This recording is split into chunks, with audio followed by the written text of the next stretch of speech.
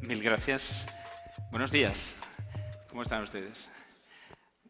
¿Les importa si me pongo de pie? Es que sentado es un poco...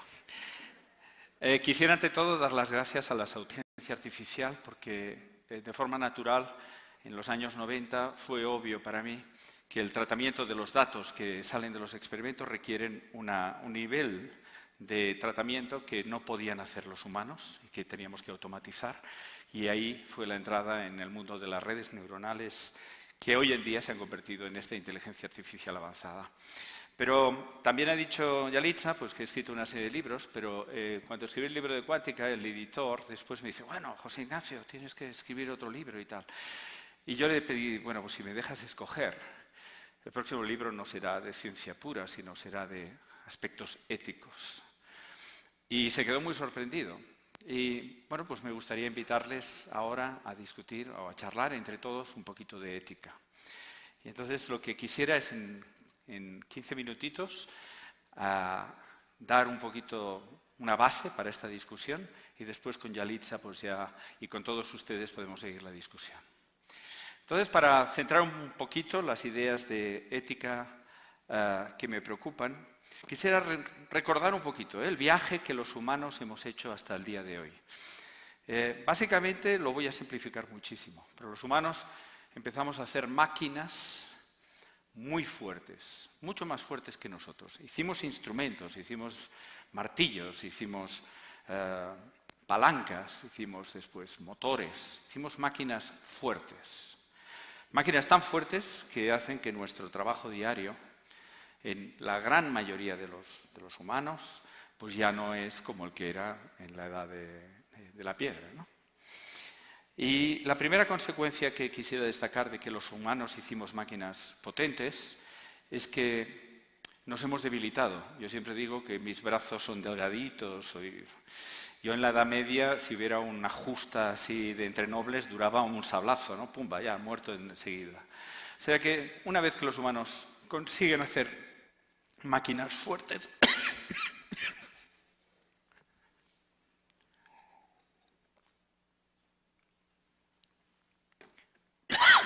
perdón,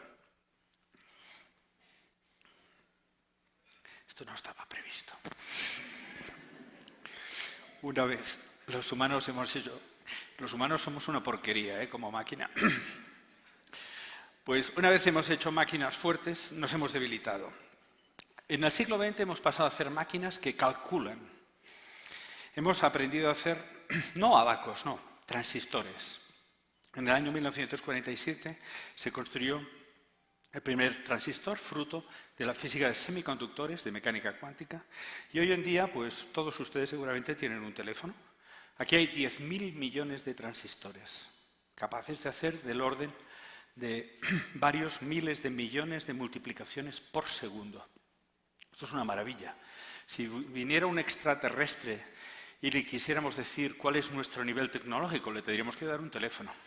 Que se lo mire bien y diría, han logrado meter 10.000 millones de transistores en un chip así de pequeñito. Porque sabemos hacer láseres en el ultravioleta, porque sabemos hacer procesos de impresión, porque sabemos hacer maravillas como este teléfono.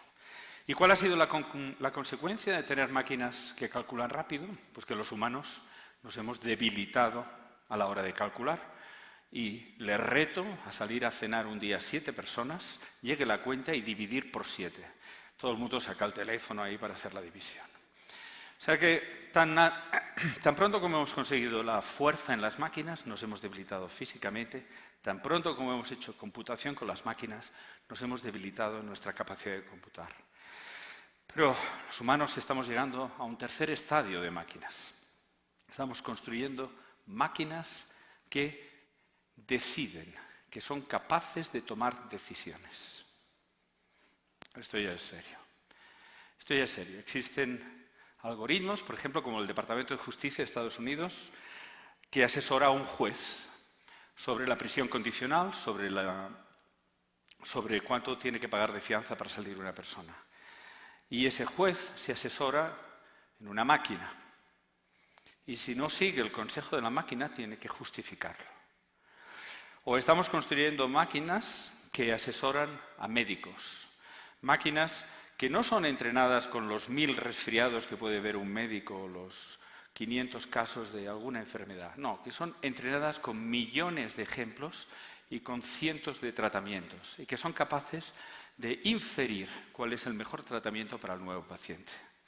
Y esas máquinas, por ejemplo, fueron contratadas en ciertos países y por ciertas aseguradoras y dieron lugar a los primeros casos donde hubo una controversia entre la predicción de una máquina y la de un humano. La salud está entrando en lo que la gente llama medicina personalizada, medicina que está basada en un conocimiento masivo de datos más redes neuronales profundas. Estamos llegando, en consecuencia, al tercer estadio, máquinas que además de fuertes y de rápidas calculando, tienen algoritmos que deciden. Y si primero nos hemos debilitado físicamente y segundo nos hemos debilitado en cálculo, si cedemos las decisiones a las máquinas, ¿cuál es la consecuencia natural? Pues nos estamos debilitando en ética, porque decidir entre dos opciones, decidir sobre un dilema, es un problema ético. Es juzgar qué es mejor, qué es peor. Bueno, por ese es el razonamiento que me ha llevado a mí a pensar un poquito, a escribir este libro, porque cada día me llegan cosas que me sorprenden más y más de inteligencia artificial. La de hoy, no sé si ustedes han leído, bueno, una red neuronal profunda que predice el día que te vas a morir, ¿no? Bueno, pues, hombre, tampoco está apretando mucho esto de la inteligencia artificial. Pero bueno, voy a mencionar un par de casos más que me preocupan, ¿no? Un caso que me preocupa, por ejemplo, es el uso de redes neuronales y reconocimiento facial que se está haciendo en China, porque cada 30 segundos se escanean las caras de los niños de una guardería para saber cuáles son los que prestan más atención, para hacer una selección de los chinos más listos. Bueno, esto ya lo hemos vivido en otras formas, ¿no? Estamos buscando una supremacía que es increíblemente peligrosa. Y esto no es una entelequia, esto está pasando a día de hoy. A día de hoy, existen técnicas que se están utilizando que son profundamente, en mi opinión, poco éticas, porque para mí la ética tiene que estar decidida por todos nosotros, tiene que ser un consenso que se aprueba en los parlamentos y se transforma en leyes. Si no es así, entonces ya es otra cosa, ¿de acuerdo? Eso es una de las ideas que me preocupa, el mal uso de la inteligencia artificial avanzada. Otras me gustan. Les voy a decir que esta mañana también estaba leyendo los últimos avances en el procesamiento del lenguaje natural. Tal vez ustedes sepan que ya se ha tomado el corpus del lenguaje, en particular del inglés, y se ha analizado, se ha hecho lo que se llaman las primeras capas de entrenamiento del lenguaje natural. Y el avance en lograr máquinas artificiales que mantengan un diálogo es espectacular, espectacular, hay que verlo. Y la probabilidad de que un día de estos nos llame una voz extremadamente suave, agradable, y me diga, oye, José Ignacio, ¿cómo estás hoy? Bien, bien, bien, bien. ¿Cómo te ha ido? Bien, bien, bien. ¿Y qué? ¿Hiciste el papel aquel que tenías que hacer? Pues no, no lo he hecho, ¿no? Que establezca un diálogo fluido, perfectamente razonable, con una inteligencia artificial, no es ninguna entelequia, ninguna entelequia. Yo tengo compañeros que ya están trabajando en la adecuación del procesamiento del lenguaje natural a máquinas que hablen con gente mayor. Esas 150.000 personas que en España nunca más pisarán la calle porque están solas, están inválidas, porque nadie les hace caso, porque viven una soledad profunda. Entonces, van a haber avances de inteligencia artificial salvaje, van a haber avances de inteligencia artificial seguramente que nos van a ayudar y que vamos a aceptar de forma genérica. Hay avances que se están dando ahora que no les echamos ni cuenta. Yo no lo sé en Ecuador, pero en España los jóvenes cuando quieren ligar utilizan aplicaciones de Internet, el famoso Tinder, y yo les quiero hacer la observación que el condicionamiento de su futura pareja en toda la vida la está escogiendo, está haciendo un preselección, la está haciendo un algoritmo. O sea que ahora resulta que las personas con las cuales vas a convivir ha sido preseleccionada de forma anónima por una red neuronal. O sea que el número de progresos que nos vienen encima y que los estamos asimilando sin reflexión es enorme. Voy a dar otro ejemplo, porque me gustaría ya charlar con Yalitza. Y es uno que también me preocupa a mí y a mucha gente, y es si la inteligencia artificial avanzada va a asumir tantas decisiones. Imaginemos que legislamos y son decisiones éticamente correctas, pero algo es innegable. Muchísimos trabajos van a desaparecer, muchísimos trabajos. Pero no trabajos de bajo nivel, no, trabajos de nivel intermedio, trabajos de cuadros intermedios en las empresas. Pues muy a menudo, yo tengo un amigo que trabajaba en una fábrica y yo recuerdo que un día yo le preguntaba, ¿y tú qué haces en la fábrica? Él era un responsable realmente de cómo funcionaba la fábrica. Pues decía, pues mira, yo tengo una cartera de pedidos, tengo una serie de ideas de hacer hacia adelante, tengo que satisfacer la expectativa de lo que va a venir. Pues yo un poquito analizo todo lo que tenemos, los ritmos de producción, pues por la mañana pues me pongo a hablar con todo el mundo, encargo lo que necesito, doy las órdenes pertinentes. Bueno, yo leía todo lo que me decía mentalmente y decía, bueno, esto es sustituible por una máquina perfectamente, perfectamente. Luego existe la posibilidad nada incuestionable, es decir, que es perfectamente válida, de que muchos de los trabajos de hoy en día van a ser sustituidos por inteligencia artificial. Entonces ahí aparecen una multitud de problemas. El primero, cómo va a mantenerse el sistema productivo de los países. Segundo, cómo vamos a garantizar un sistema de pensiones, al menos en algunos países. Y tercero, cuál es el sentido de los humanos. ¿Cuál es el sentido? Si no servimos ya para nada, ¿no? Entonces, tal vez esto lo podemos elaborar más, pero me gustaría decir un par de cosas. Primero, la parte de legislación. La Unión Europea, por primera vez, el 9 de abril de este año, emitió las primeras directrices de cómo ha de legislarse la inteligencia artificial avanzada, y es muy bienvenido que la Unión Europea haya iniciado este paso. Frente a una China muy salvaje, a unos Estados Unidos extremadamente propietarios, pues la Unión Europea está tomando la idea de que hay que legislar por el bien de todos. Con respecto a perder trabajos, también lo dejo ahí y lo podemos discutir porque es divertido, pues ¿por qué no hacemos que las máquinas tengan entidad jurídica? ¿Por qué no tienen una personalidad fiscal y pasan a ser tratadas como empleados y deben pagar impuestos y deben pagar la seguridad social y deben garantizar el futuro de los humanos? Y con respecto al punto más sutil, ¿no?, de dónde queda el sentido de los humanos, eso ya es para pasarse días y días charlando y será un placer si luego queréis hablar de eso. Solo quería dar este esbozo de 15 minutos y a partir de ahora, pues no, Yalitza, lo que tú digas. Gracias. ¿Se escucha? Sí. Bueno, la verdad que con esta introducción que has dado, no sé si me asusto, porque las máquinas son muy potentes, ¿no? Entonces, me surgen muchas dudas con relación a lo que has dicho y quiero compartirlo. No sé si van, mientras que llegan, se acercan las preguntas del público, pero me llama la atención, José Ignacio, que con lo que dices con relación a la supremacía de las máquinas. ¿Tú crees que la supremacía de las máquinas va a suplantar la fe de los humanos? ¿Son más fuertes que nosotros? ¿Tú dices sí o no? Sí, pero no ¿Calculan más rápido que nosotros? ¿Sí o no? ¿Es capaz de decidir sobre una enfermedad que un médico nunca ha visto mejor que ese médico?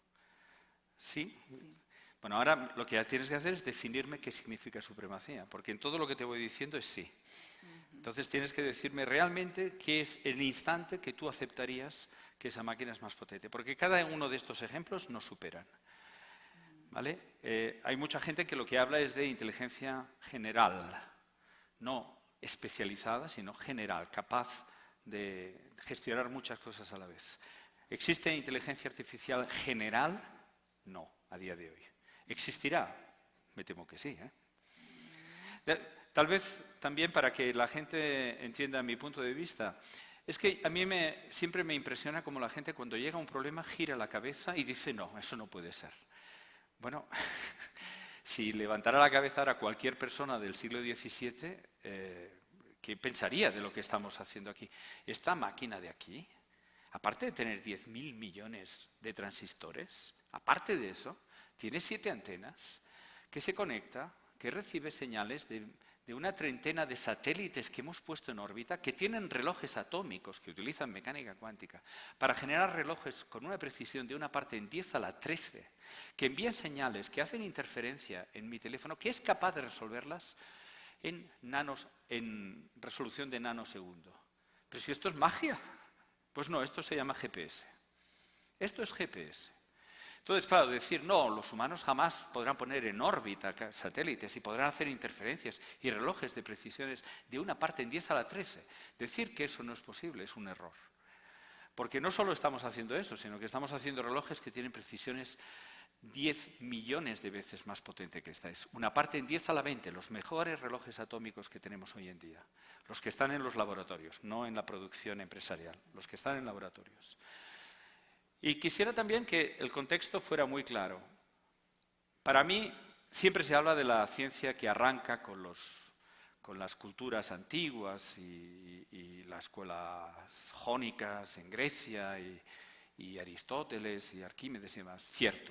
Pero la ciencia de verdad contemporánea arranca en el siglo XVII y a mí me gusta retrotraer todo a personas como René Descartes, ¿no? Descartes, que lo que establece es la separación del mundo físico, de la mente humana, de Dios, y dice, estudiémoslos por separado. Y él dice, al estudiar el mundo físico por separado, poquito a poco se produce un avance notable, porque además él dice, reduzcamos todo lo que no entendemos a elementos básicos que llamaremos postulados o axiomas o principios. Y tan rápido como eso, final del siglo XVII, 1686, quedan escritos los postulados de Newton y aparece el mecanicismo, aparece la mecánica. Y aparece un siglo mecanicista, el siglo XVIII, aparece un siglo de química, el siglo XIX, aparece un siglo, primero mitad del siglo XX, la bomba atómica, la relatividad, la mecánica cuántica, un medio siglo físico. En la segunda mitad del siglo XX aparece la biología, entendemos el DNA, entendemos la teoría de la información. Bueno, ¿qué está pasando? Que el siglo XXI está aunando ese progreso salvaje del siglo XX y estamos haciendo todo a la vez. Y me gustaría pues, que ustedes sean conscientes de que en mi equipo de trabajo directamente estamos trabajando en algoritmos híbridos entre inteligencia artificial y computación cuántica. Estamos alcanzando el control donde los humanos ahora podemos imprimir información a nivel atómico y manipularla según las leyes de la mecánica cuántica. Es impresionante, es brutal. Ahora, una vez uno entiende que estamos entrando en un siglo brutal de control de la materia, y que es cierto, se está produciendo en ciertas universidades nada más, y en ciertas empresas, pues negar que eso va a seguir hacia adelante de forma salvaje es muy naif. Yo creo que obviamente vamos a ir hacia una sociedad con una capacidad tecnológica que a día de hoy nos parecerá magia, nos parece magia, pero que será realidad obviamente durante este siglo XXI. Los más jóvenes de aquí van a vivir situaciones muy peculiares. Bien. En todo lo que dicen me preguntaría entonces, ¿tenemos realidad? Tenemos realidad.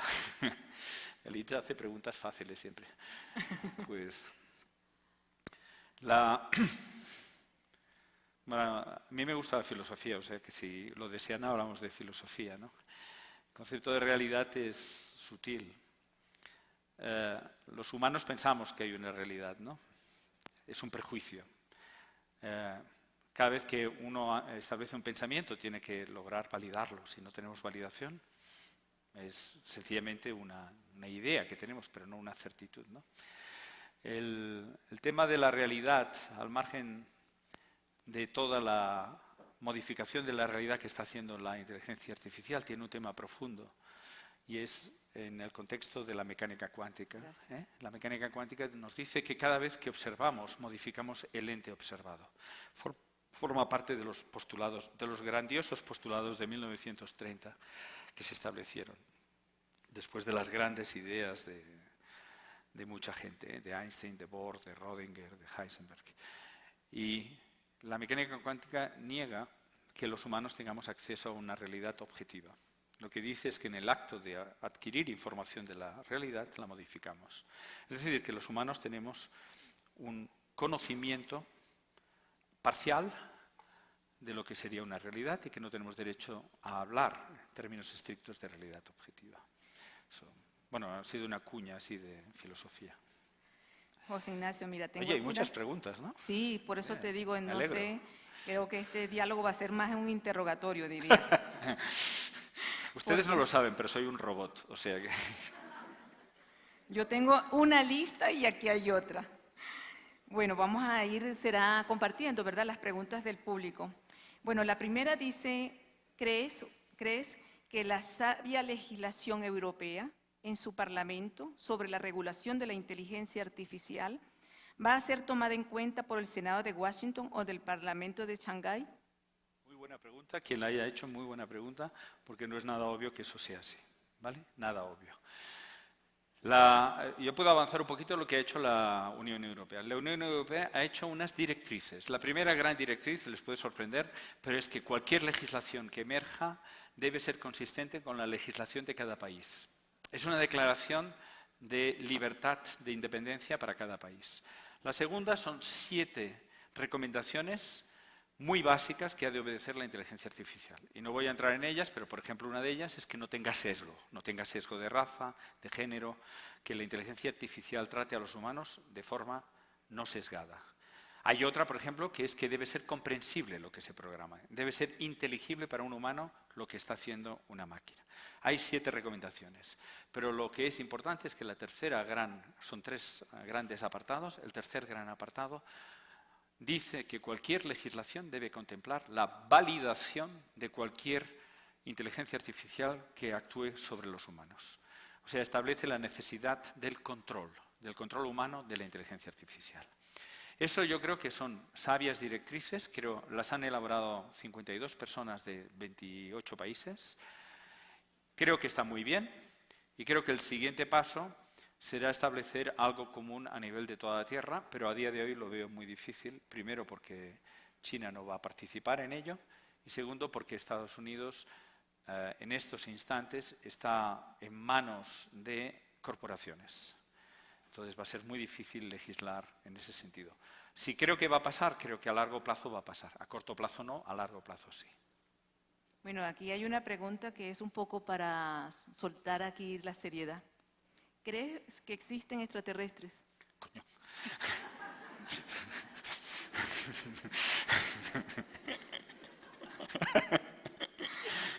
¿Ves? Uno se pasa la vida estudiando mecánica cuántica y luego me pregunta de extraterrestres. Mira, Bueno, voy a decirlo rápido. Si yo creo que haya inteligencia fuera de la Tierra, obviamente sí. Voy a hacer un cálculo rápido. Nosotros conocemos el Sol, nuestro sistema solar. La estrella más cercana se llama Alpha Centauri, es una estrella ternaria, está a 4 años luz, perdón, tarda 4 años la luz en venir, ¿no? Vivimos en un cúmulo, qué mal lo digo todo. Vivimos en una zona, las primeras estrellas, ¿saben? Cuando el ojo humano ve unos centenares, 500 estrellas ve el ojo humano. Esas forman dibujitos que les hemos dado palabras, que es el zodíaco, ¿no? El zodíaco no es más que la forma de las estrellas que están cerquita de nosotros. Estamos a una distancia que es grande del centro de nuestra galaxia, donde creemos que hay un agujero negro bastante gordote, con 40.000 masas solares, ¿no? 40 millones de masas solares, y nuestra galaxia tiene, y ahí viene el número, 100.000 millones de soles. 100.000 millones, 10 a la 11 soles.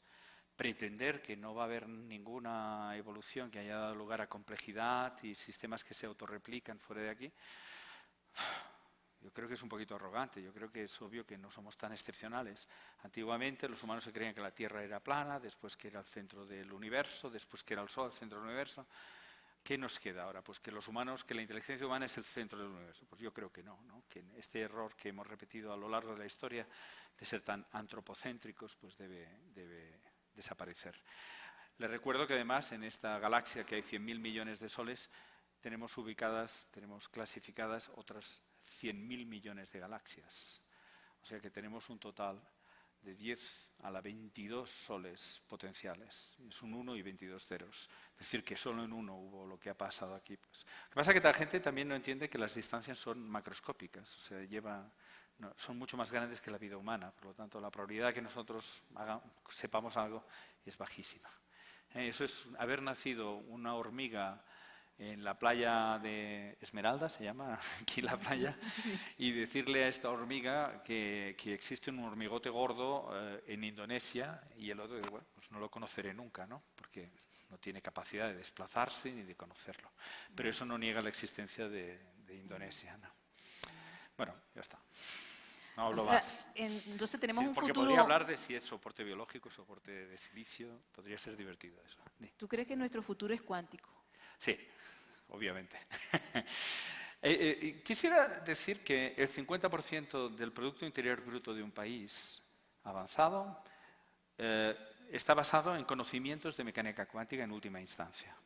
Todo el sector de la industria de semiconductores es mecánica cuántica. Las comunicaciones, no lo he dicho, pero lo voy a decir otra vez. Cuando este señor, una de sus antenas, habla con el wifi y pide una página web, se produce en algún instante una llamada que se utiliza fibra óptica. ¿Y cómo se envía la información en la fibra óptica? Con un láser. Ese láser es luz monocromática coherente, es un estado de superposición de diferentes números de fotones, es un estado cuántico. El láser es un estado cuántico. Toda la industria que hemos desarrollado en torno a Internet, sin esas fibras ópticas, no sería la realidad que es hoy en día. La medicina avanzada, antes he hablado de medicina avanzada, las resonancias nucleares magnéticas, ¿no? ¿Qué es? Controlamos los espines, ¿no? del interior de las moléculas, y así hacemos una foto del interior del cuerpo sin abrirlo, sin utilizar un bisturí. Las resonancias nucleares magnéticas, la tomografía computerizada, toda la radiación, tratamientos de cáncer por radiación, todo ello es mecánica cuántica. Los relojes más finos de la Tierra, ustedes dirán, ¿para qué quiere un reloj? Para posicionar cosas. Para posicionar se requieren relojes. Para sincronizar. Los mercados de valores del mundo están cada día siendo sincronizados de forma más precisa. Ya están por debajo de 1 milisegundo y tienen que aumentar. Toda la economía más avanzada está basada en conocimientos profundos científicos. Recuerden, siempre es así. Laboratorio básico, ciencia básica, desarrollo tecnológico, se puede hacer ya en ciertas universidades más tecnológicas o en ciertas empresas, innovación en el mundo empresarial, en las empresas, cuando ya gano dinero con esa tecnología. Ese camino no se puede cortar de ninguna manera. Yo llevo ya 40 años en la investigación, he visto todo tipo de políticos intentando saltarse pasos, que las empresas hagan ciencia básica y demás, y eso no ha funcionado. Ciencia básica, ciencia aplicada, innovación directamente en las empresas. Y ese esquema hay que mantenerlo. Yo no sé muy bien en esta universidad cómo está organizada la investigación, pero déjame que lo diga ya, hay que prestar atención a todas las partes. Hay que prestar atención a la ciencia básica, hay que promover todas las aplicaciones, hay que promover la ciencia aplicada, invitando a empresas a hacer proyectos comunes, y hay que ser conscientes del tipo de innovación que se está produciendo. O sea, ese divorcio que ha existido durante muchas décadas entre científicos y empresarios es un error, en mi opinión.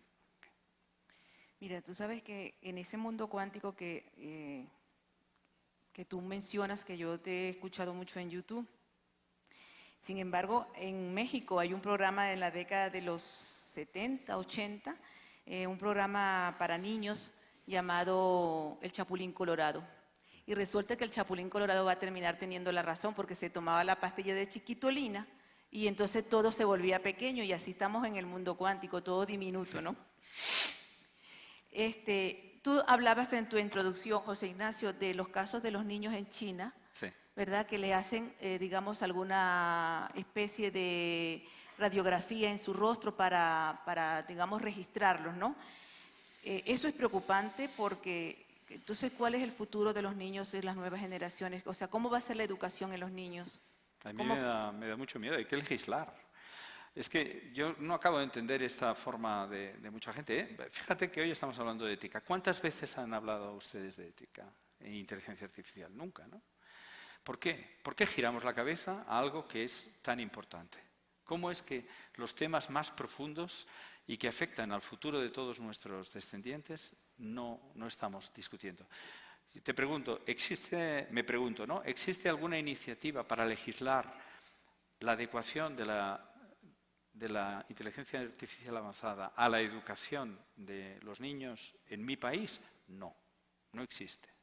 ¿Qué va pasando? Van pasando cosas, van pasando que llegan aplicaciones a través de tu móvil que detrás hay inteligencia artificial muy seria, y producen ciertos descalabros en las relaciones entre los chicos, ¿no? ¿Qué hacen los colegios? Pues ahora han empezado a prohibir los teléfonos en todos los colegios, ¿no? O sea que no se produce una legislación correcta que diga lo que hay que hacer, sino que se producen iniciativas individuales de cómo proceder. Y para mí eso es incorrecto, porque hay un día que algo malo de verdad pasa y le llega a un juez. ¿Y el juez qué hace? Se tiene que inventar la legislación. Y esa no es la idea. La idea es que hemos de co-decidir, todos, universitarios, empresarios, políticos, economistas, periodistas, dentistas, el señor que hace el taxista, todos hemos de decidir sobre inteligencia artificial porque nos va a afectar a todos. No es que al hijo de una persona, si llegas a un centro comercial, te escanee tu cara y sepa dónde estás y sepa lo que compras y te ataque. Seas de la raza que seas, seas del origen que seas quien seas, va a actuar igual contra ti. Por lo tanto, el nivel de legislación debe ser de todos nosotros, ¿no? Hemos de codecidir. Es una responsabilidad de los parlamentos. Yo siempre le digo a todo el mundo que las sociedades que son más acomodadas, cuando vemos los países que funcionan mejor, debe haber una clarísima separación de poderes, debe haber poder legislativo, poder judicial, poder legislativo. Pues el poder legislativo tienen un trabajo cada mañana, tienen que levantarse y tienen que legislar. Y hay cosas a legislar, muchísimas. Hay que legislar toda la inteligencia artificial para empezar, toda. Entonces, ese es el trabajo que tienen que hacer, no pelearse, lo que sea, tienen que legislar para que el juez aplique las leyes. Y tienen que ser conscientes que tal vez esa ley no es perfecta y la tendrá que ir mejorando con el paso del tiempo, ¿no? Tienen que estar encima y nosotros hemos de garantizar, hemos de ser responsables en nuestros votos para obligar a esas personas que hagan su trabajo, que es ese, que es el de legislar, ¿no? O sea, Ignacio, ¿tú crees que, o sea, por qué nosotros somos tan predecibles? Increíble, somos súper predecibles. Predecible, pero ese poder, ¿se lo otorgamos nosotros a las máquinas o cómo es que llegamos a ser tan predecibles? No, es que somos muy fáciles. Mira, cuando empecé a hacer esto de inteligencia artificial en el año 90, con una red neuronal pequeñita, entrenamos a compañeros, 300 compañeros de la facultad, de la universidad, con datos del día que se casaron. Datos del día que se casaron, el tamaño del piso que se casaban, los ingresos que tenían de que se casaban, si en ese instante querían tener hijos o no tal. Y mirábamos si 10 años después se habían divorciado o no, ¿vale? Hicimos una red neuronal. Tenían 93% de acierto. Tenían 93%, con los datos del día que te casaste. O sea, es que somos muy predecibles, ¿eh? Y en el caso aquel era muy fácil ver qué combinación de elementos favorecía el divorcio. Hicimos otro de anorexia, hicimos otro de pequeñas redes neuronales para predecir ciertos comportamientos y funcionaban muy bien. Eso quiere decir que los humanos somos bastante predecibles. Antes he hablado del lenguaje natural, ¿no? Y del tratamiento a gente mayor, ¿no? ¿Cómo pueden hablar? ¿Cuántas palabras utiliza una persona mayor? Está por debajo de 2000 palabras. ¿De 2000? De 2000, por debajo de 2000. Entonces, realmente hacer una charla con una persona mayor no es difícil, no es una tarea, es de las más sencillas que hay. Es mucho más difícil ponerte a discutir yo qué sé, no, de fútbol es fácil, de filosofía seguramente también. Es más difícil, yo qué sé, cosas raras, ¿no? Pero todas las que son ciertas áreas, los humanos somos muy predecibles, muy predecibles. Y digamos, en este contexto, ¿cuál sería el escenario más factible para debatir sobre nuestra reflexión desde el punto de vista ético?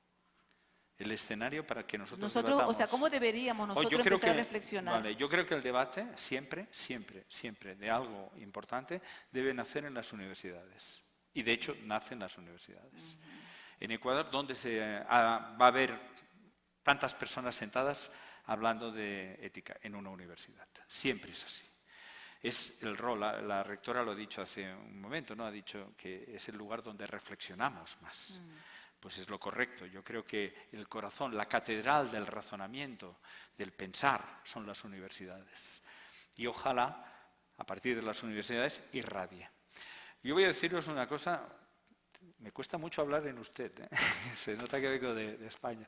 Les voy a decir una cosa que me ha sorprendido, y es que cuando publiqué este libro he recibido muchas invitaciones para ir a dar conferencias y notablemente de grupos empresariales, muchas, del mundo de la empresa, para mi sorpresa.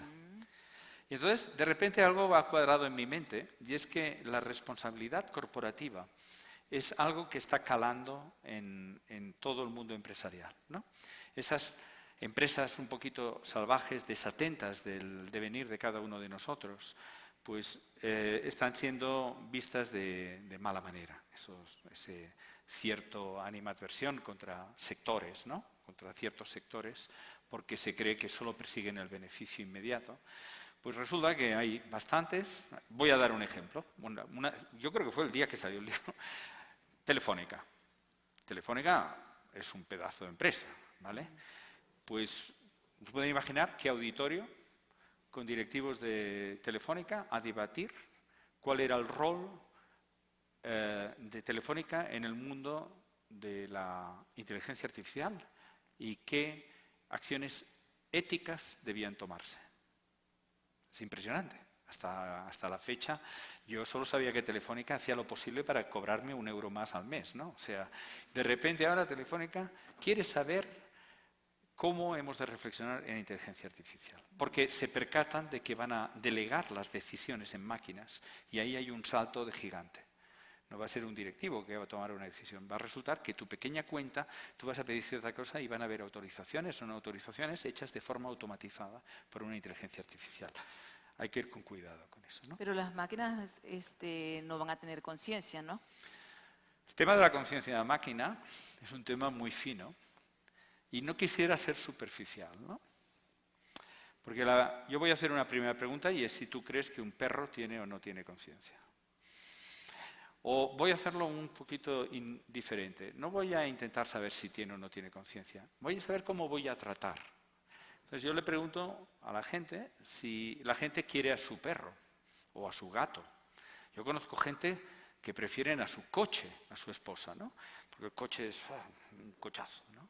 Entonces los humanos tenemos un currículum bastante bien demostrado de que somos capaces de otorgar nuestro cariño a seres inanimados o a mascotas domésticas sin ningún problema. Les hablamos, les decimos de todo, les ponemos música, les vestimos. Bueno, pues dime si hay una voz que te habla bien y te conoce y que sabe de tus cuitas y cada día te sigue y demás, si tú le vas a otorgar algo de cariño, pues claro que lo vamos a hacer. Y si alguien lo pone en duda, resulta que este experimento ya se ha hecho. Y se empezó en el año 60 en MIT y se hizo una inteligencia artificial que lleva un nombre muy lindo, que se llama ELIZA, con Z, ELIZA, y pretendía ser un psiquiatra. No tengo el libro aquí, si no les leería un pasaje de Elisa tratando con un paciente. El paciente decía, bueno, ¿y por qué viene usted aquí? Él le decía al paciente y el paciente decía, bueno, me lo ha pedido mi novio.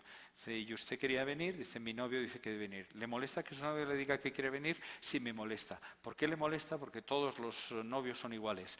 ¿Usted cree que todos los novios son iguales? Bueno, un diálogo larguísimo que al cabo de 20 líneas tú veías que el paciente estaba lanzado explicándole su vida a la inteligencia artificial. El programa ELISA fue cortado por MIT por el código ético interno de que no sabían a dónde iban, porque detectaron una dependencia brutal de los pacientes cobaya con esa inteligencia artificial. O sea que la pregunta de si van a entrar en nuestras vidas y les vamos a otorgar nuestro amor, nuestra preocupación, yo creo que ya ha sido demostrado. Y eso empalma con las ideas de Alan Turing de 1950, que escribió el artículo célebre de ¿podrán las máquinas ser inteligentes? Y él dice acto seguido, en la propia introducción dice, esa no es la pregunta es si los humanos seremos capaces de distinguir entre una máquina o otro humano. Yo conozco muchos humanos no inteligentes, sinceramente. Entonces, también exigirle a la máquina que sea la más inteligente de todas. Entonces, el problema de la relación emocional con la inteligencia artificial realmente no es preguntarse si ellas van a ser conscientes, es preguntarse si nosotros las vamos a tratar de una forma diferente a lo que nosotros consideramos un humano. Y la probabilidad es muy alta de que vamos a tratar a las máquinas avanzadas como si fueran humanos, ¿no? Pues a mí me gustaría que esas máquinas me dieran el número de la lotería. ¿Sí? Mira, ¿Ves? Eres como una corporación que quiere dinero, dinero. La inteligencia artificial nos cambiará el lenguaje. Sí. Sí, sin duda. Bueno, a los jóvenes que se esconden siempre lejos en todas las charlas, ellos escriben diferente en su teléfono a como yo era joven y me relacionaba. Yo diría que sí, ¿no? Entonces, la pregunta no es la inteligencia artificial. ¿La tecnología condiciona la forma en que nos comunicamos? Yo diría que sí, ¿no? Yo diría que la inmediatez de Twitter cambia la forma en que nos comunicamos, cambia el vocabulario que utilizamos, cambia el nivel de profundidad de nuestras conversaciones, el nivel de abstracción. Y creo que eso siempre ha sido así. Yo creo que, para empezar, el fuego fue el gran invento para sentarse todos al lado y comunicarnos. Seguramente el lenguaje se desarrolló ampliamente gracias al descubrimiento del fuego. Pues es obvio que la tecnología actual, que nos permite relacionarnos a distancia e instantáneamente con cualquier humano, está cambiando nuestra forma de comunicarnos, y es para mí totalmente obvio que una inteligencia artificial avanzada va a cambiar nuestra forma de relacionarnos. Una que da un poquito de miedo. Voy a meter otra cuña. Asistentes personales. Aquí podríamos seguramente hacer preguntas de cuánta gente habla con Siri o con Alexa o con OK Google, y veríamos que estamos sesgados por edad. Los de cierta edad no lo hacen, los de más jóvenes lo hacen más. Espérate 5 años a que el lenguaje natural haya avanzado, el procesamiento del lenguaje natural haya avanzado lo suficiente, que la voz del asistente sea todavía más perfeccionada. Quisiera deciros que en los laboratorios ya hay voces magníficas, solo quiero dejarlo caer aquí.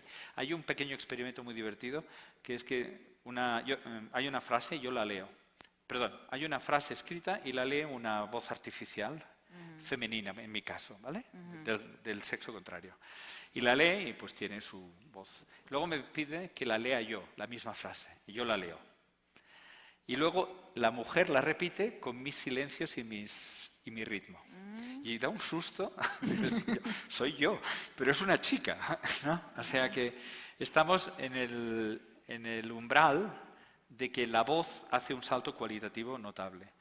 Dotad al asistente personal de una voz notable, sensual, ¿ya? Para que nos seduzca.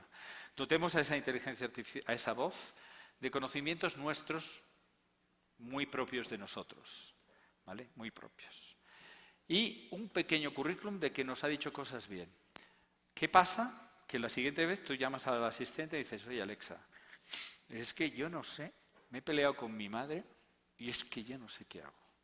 Porque la última vez me dijo tal, ¿tú qué harías?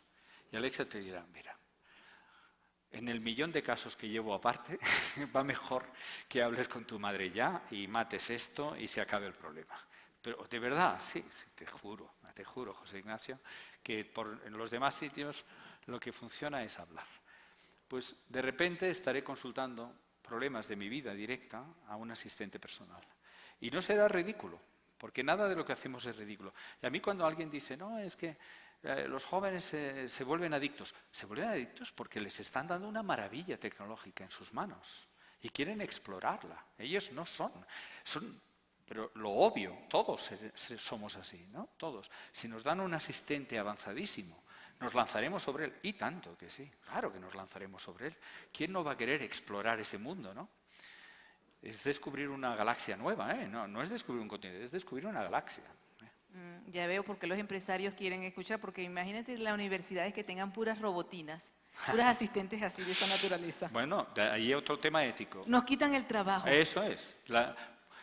Yo conozco muchos profesores, ahora ya no, pero en mi facultad hubo un tiempo que habían profesores que no entendían la mecánica cuántica, te lo juro, por motivos históricos, el que fuera.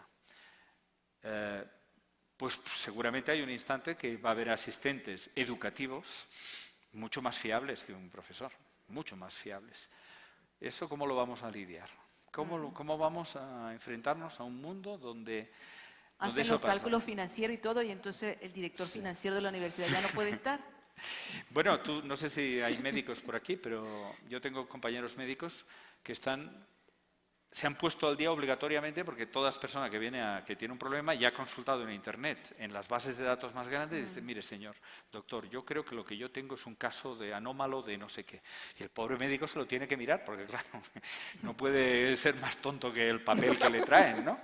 Entonces, claro que nos va a condicionar a los educadores. Nos va a forzar a ponernos las pilas de forma tremenda. De varias maneras, a tener conocimientos profundos y de saber combinarnos con todo ese mundo añadido de inteligencia artificial que nos puede asistir. Porque el que no lo haga, habrá otra universidad que lo va a hacer y esa va a ser la que se va a llevar a todos los estudiantes, porque resultará que tendrán una educación mejor. O sea que hace falta, aquí de paso que está la rectora, ¿no? Hace falta empezarse a sentar y entender cómo adecuar nuestros planes a una inteligencia artificial omnipresente, profundamente que es cómoda con el Big Data, que tiene datos por todas partes y que nos puede ayudar muchísimo. Sí, bueno, aquí tenemos muchas preguntas. Voy a ver si voy a ir dándoles las preguntas, José Ignacio. Mira, Pero eso está bien, ¿no? Hay una pregunta que dice, ¿cómo se asumen los procesos de seguridad en la inteligencia artificial vulnerable a hackeos? Muy buena pregunta. De hecho, este es uno de los temas más cruciales, porque si delegamos la decisión en una serie de algoritmos, pero estos algoritmos son hackeables, estamos hackeando la decisión. Luego, estamos en el peor de los escenarios posibles. Eso quiere decir que la inteligencia artificial avanzada solo puede implementarse a nivel empresarial si las garantías de seguridad son de estándares absolutos. Lo que no puede ser es que una pequeña empresa ponga ciertas cosas de inteligencia artificial sin cuidar su seguridad. El mundo está saturado de hackers, saturado de hackers. Además, llega la computación cuántica con la capacidad de romper los códigos RSA y derivados que estamos utilizando en ciberseguridad hoy en día. El mundo de la ciberseguridad está en una guerra ahora, en una explosión también brutal, ¿vale? Como antes hablabas de Israel, estuve en la Cyber Week de hace unos meses y realmente es espectacular ver cómo los humanos nos estamos atacando cibernéticamente todos contra todos. Yo pensaba que eran las islas, que eran espectaculares. Pues el tema, lo vuelvo a decir, estoy totalmente de acuerdo. La pregunta ataca a uno de los corazones de la implantación de la inteligencia artificial avanzada. Debe ser segura.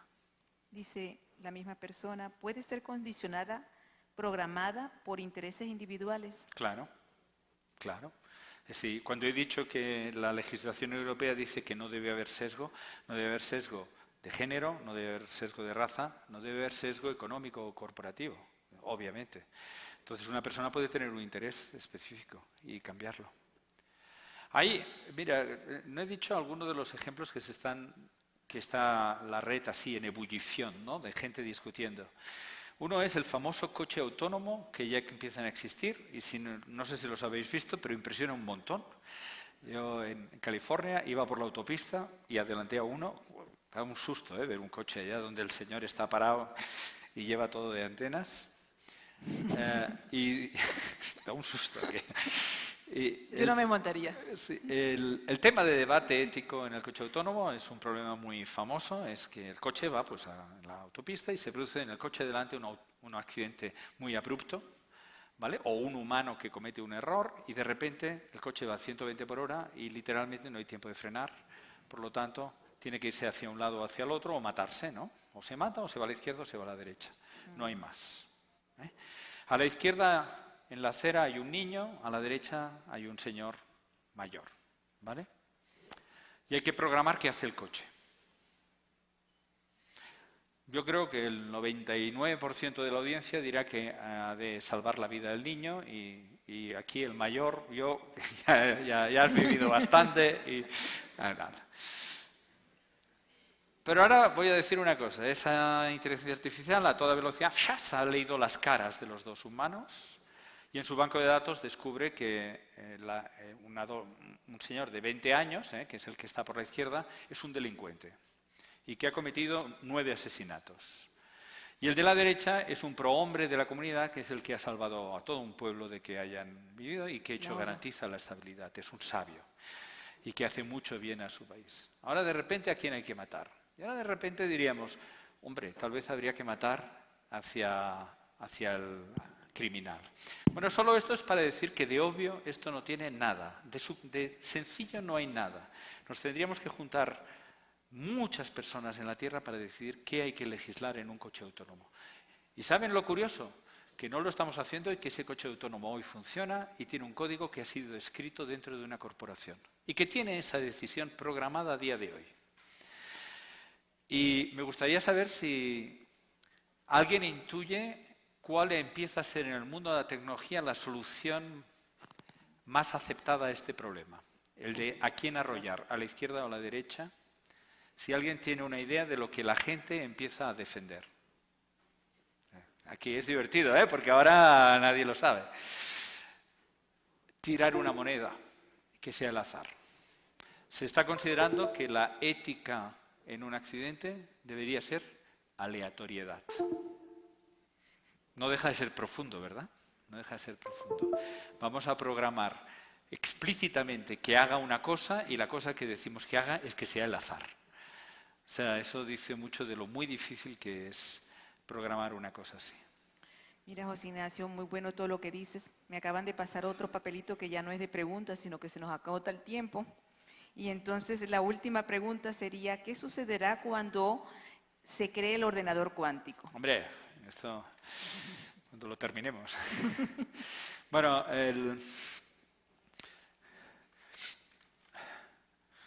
yo voy a hacer una imagen poética. Yo creo que las leyes que rigen el universo nos están esperando pacientemente a que los humanos lleguemos a ellas.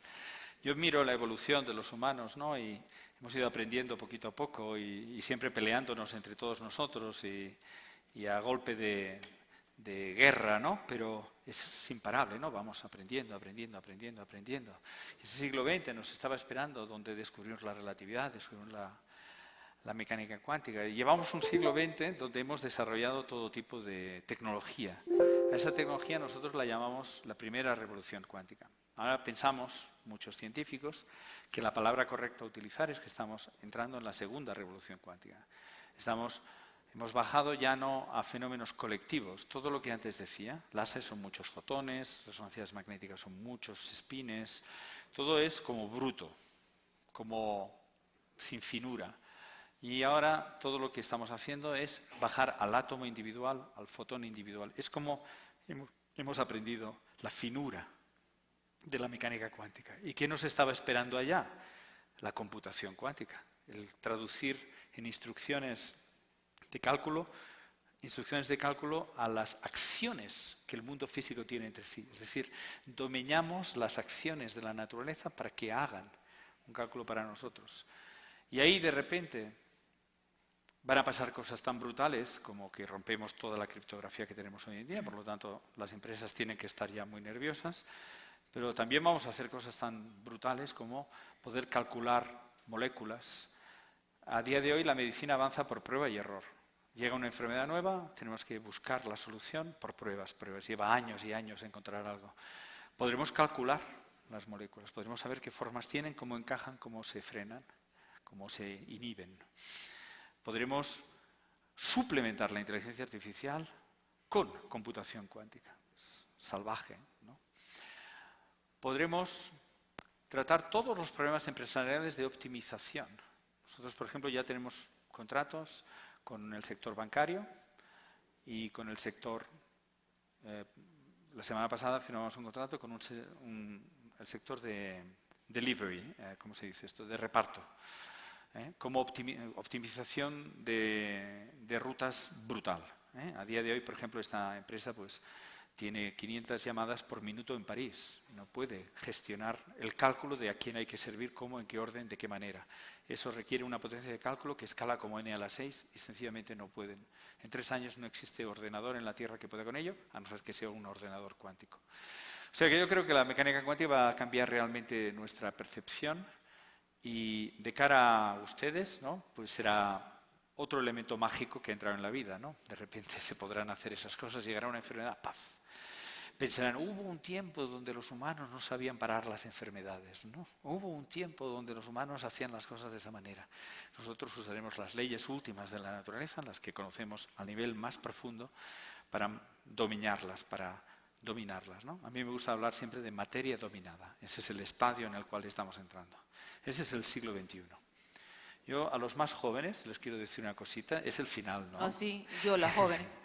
Pues les voy a decir dos cositas que me gusta decir al sector joven. La primera es que, please, el siglo XXI no va a ir de izquierdas y de derechas, va a ir de jóvenes y viejos, una población cada vez más envejecida, con edades medias muy altas y que lo que hemos de aprender va a ser a convivir entre generaciones. Ese es el primer gran problema del siglo XX. El segundo va a ser la adecuación de los humanos a las máquinas o de las máquinas a los humanos, la convivencia entre máquinas y humanos. Creo que eso es el siglo XXI, no es izquierdas y derechas, ¿vale? Y la segunda reflexión y última es que siempre hay mucha gente que me pregunta, pero hombre, ¿y yo para qué quiero saber de mecánica cuántica o de inteligencia artificial, ¿no? Y bueno, la respuesta fácil es porque condiciona tu vida, ¿no? Pero hay una respuesta más profunda, ¿no? Que es que si nosotros ignoramos los elementos básicos que constituyen lo que rige nuestra sociedad, si nosotros sencillamente hacemos dejación de la función de comprender, pues en el instante de decidir, en el instante de votar, en el instante de decidir, delegamos nuestra decisión en otra persona. Y en ese instante que delegamos la decisión en otra persona, esa persona puede tener un interés oculto, puede tener un sesgo, puede tener una voluntad que no es la mía, puede tener un programa secreto. Y en ese instante nosotros hemos perdido nuestra libertad.